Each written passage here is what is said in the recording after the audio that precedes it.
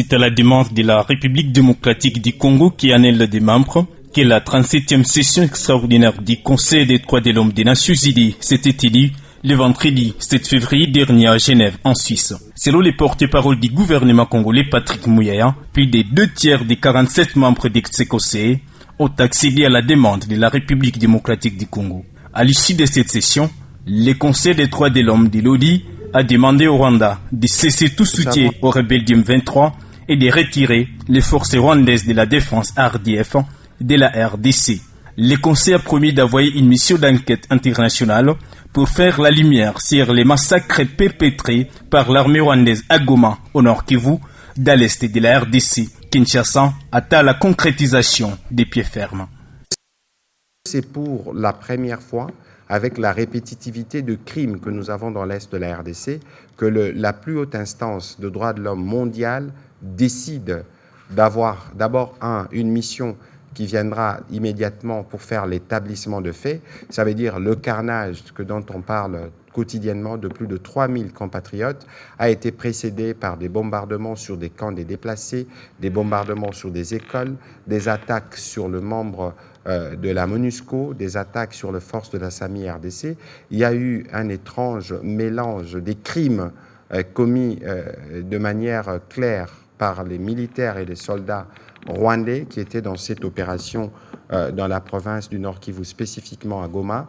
Tout cela devra être suivi de près parce que nous voulons ici que justice puisse être faite pour que tous ceux qui se complaisent à rester dans ces cycles répétitifs de violence de la RDC puissent se terminer.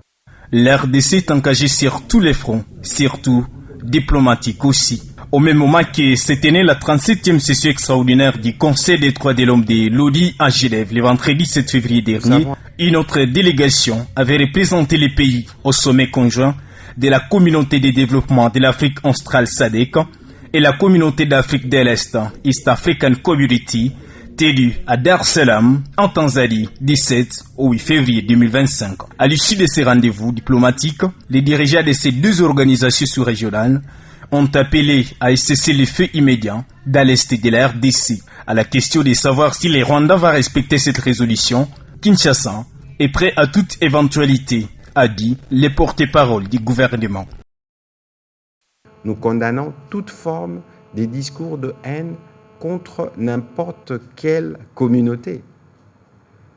C'est le principe, parce que, regardez, la RDC, c'est 450 tribus. Si aujourd'hui, chaque tribu devrait être défendue ou devrait s'organiser pour se défendre, on aurait 450 petites guerres. Non. Dans un pays, c'est la police et l'armée qui se chargent de la protection de toutes les communautés. Cette stigmatisation dont fait preuve le président rwandais expose nos frères qui sont membres des... Quand cela ne tienne, la RDC ne baisse pas les bras et veut obtenir par tous les moyens le départ des troupes rwandaises du sol congolais et recouvrer son intégrité territoriale.